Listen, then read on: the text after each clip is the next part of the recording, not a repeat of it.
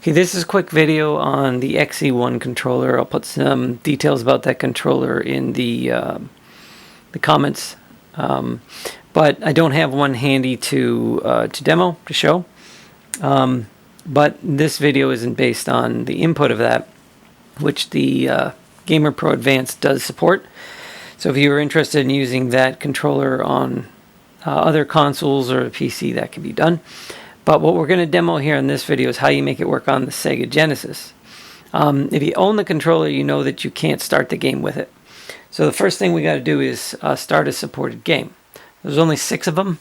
I can get that list in the comments too. But I'm going to go ahead and start the game with a normal controller.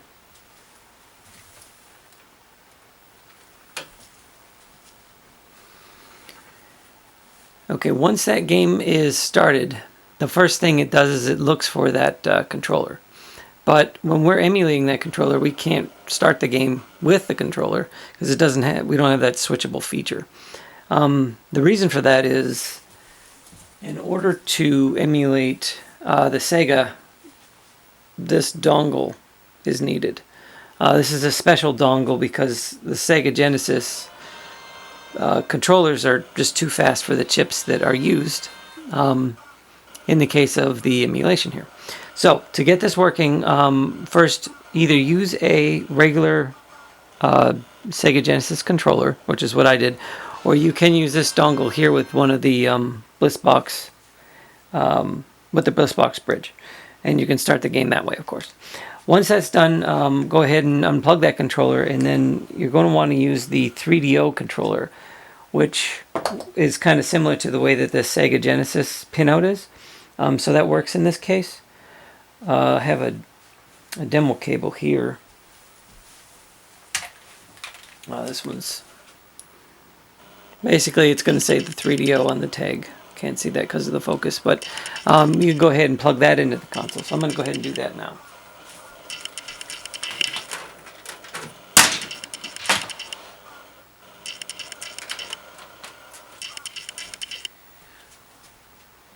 Alright, once that's been plugged into the console, in order to get the game to detect it, you reset it. So you just reset your game.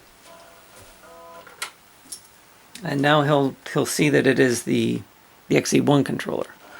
So now we can go ahead and start a game. You'll notice that in Afterburner 2 here, using the PlayStation analog stick, we can now fly the game. Of course, the digital pad doesn't work because we're not in digital mode. As far as the way that the buttons are laid out, that information is available online when you read about the documentation for the bridge.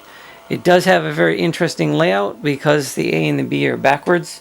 So the layout is much more favorable for, the standard Super Nintendo style controller or PlayStation controller. That's why I picked that one. So like I said, there's 6 games that are supported. They all work. You can give them a try and save yourself a lot of money in buying that analog controller, as that now works. So I'll also mention the procedure that I used to make this work. It makes a lot more sense when you do it.